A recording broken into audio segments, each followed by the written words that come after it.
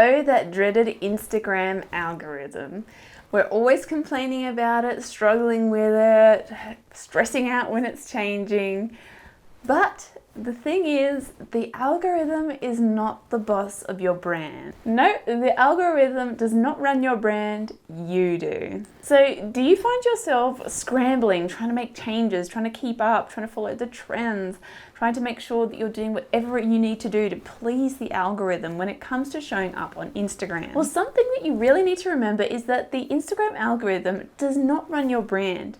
You are in charge of your brand, and you need to make sure that you're making decisions about how your brand is going to show up and not letting the algorithm become your boss and start dictating how your brand should be showing up all the time. It's so important to make sure that your brand is always showing up in a way that actually aligns with your brand identity, making sure that you show up in a way that, aligns with your voice, with your visuals, and with your brand values, and that you're not compromising on any of those things just so you please some robot, basically, the algorithm. Making sure that, you're really like, well, this is how I need my brand to show up. And also, what works for you as a person. If you're being told you need to be doing this particular thing right now, but it's something that you find difficult or for some reason it doesn't work for you, you need to think about, well, how can I do it in a way that works for me? What's actually going to work for my brand? Should I even be doing it at all? Really making the decisions for yourself and not just letting this algorithm dictate how you should be showing up. So as an example that everyone understands now, Reels. So Reels showed up on the scene. There were plenty of people who weren't really into video, that were freaking out, didn't want to be showing their faces, thinking, how am I going to do this? This is what we're supposed to do now if we want to grow. But the thing is, when it comes to something like that, there are so many ways you can go about it. You don't just have to be like, well, I've got to do these things that are on trend. I've got to use the on-trend audios. I've got to do the dancing and pointing that everyone says you have to do. You can think about how your brand could approach it in your own way that's going to actually work for your brand. So this could be picking music that actually is on brand for you rather than just picking trending audios. And if occasionally there is a trending audio that suits your brand, well, great. But you're going to want to make sure that whatever you put out there does align with your brand. And then if you struggle with showing up when putting your face on things like that, maybe you could think about doing things that don't require you to put your face on. It could be, videos of your workspace or, other things, your products. So it's about thinking a little bit outside the box. Does this actually suit my brand? So maybe you decide not to do it at all and focus on other things and just really go all in other areas. Like, for example, with Instagram growth at the moment, I'm actually getting more growth from my graphics, from my carousels and single graphic posts than I am from Reels.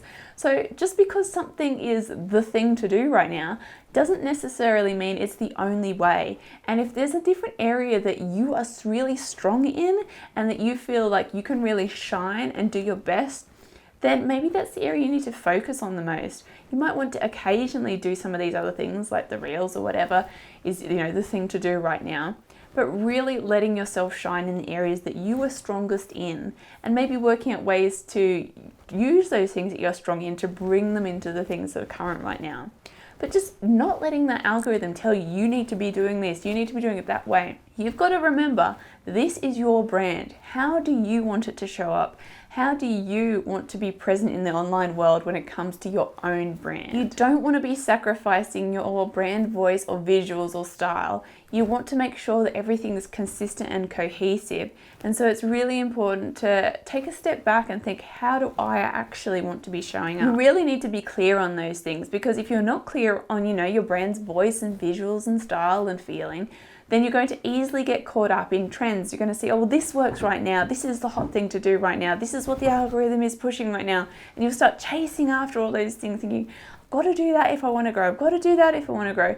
And you'll lose sense of what your brand is actually all about. You start to not actually have this identity anymore, because when it comes to your brand, you're creating an identity. And if you're just letting that identity be tossed and turned around by what everyone's saying you ought to be doing, then does it really have a strong identity at all? Or is it just simply being a follower and just trying to fit in? So yes, you can, look at the algorithm and say, okay, this is the stuff that's working right now. And, you can utilize that rather than letting it be your boss. So looking at that and thinking, oh, how might I be able to make that work for my brand? how might I be able to approach it in a way that's suitable for my own business, rather than thinking, oh, it's saying I've got to do this right now. Okay, quick, we've got to get that thing and we've got to do this right now, and sort of letting it dictate to you. Don't let it be the dictator. Make sure that you are still the boss of your own brand. So a few things that you need to be careful that you don't sacrifice when it comes to putting your brand out there. First of all, your brand voice. So this also includes audio. I think it's a mistake that a lot of people make, is using trending audios that don't really align with their branding. So your brand voice is really important to stay in line with that, and don't sacrifice that for the sake of trying to get more views. Then your own focus and niche. So making sure that you're sticking to your own niche. Now your niche might have little offshoots. There might be different things that aren't particularly, to do with exactly what you sell. You might, add a bit of your own personality and your life into it, things like that.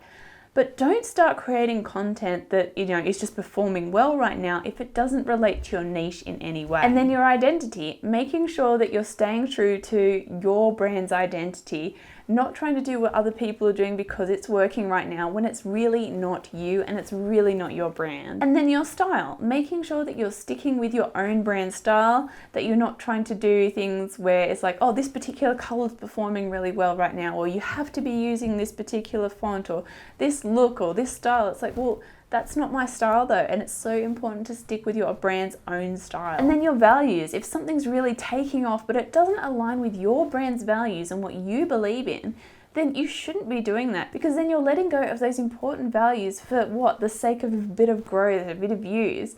The right people are going to be attracted to your brand because of your values.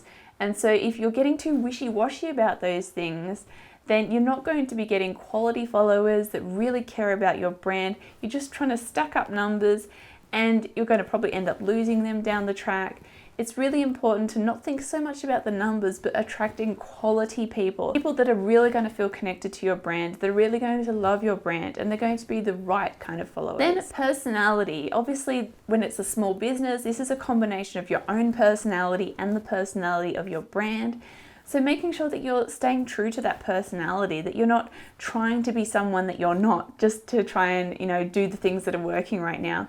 So if you're a really quiet person, but you're trying to be this super outgoing, loud person, just, because you think that's going to work, then it's going to seem fake and unreal, and people want to, have an authentic, real brand that they can connect to and feel like, I genuinely feel like I understand and know this person and know this brand, rather than you're trying to be something that you're not.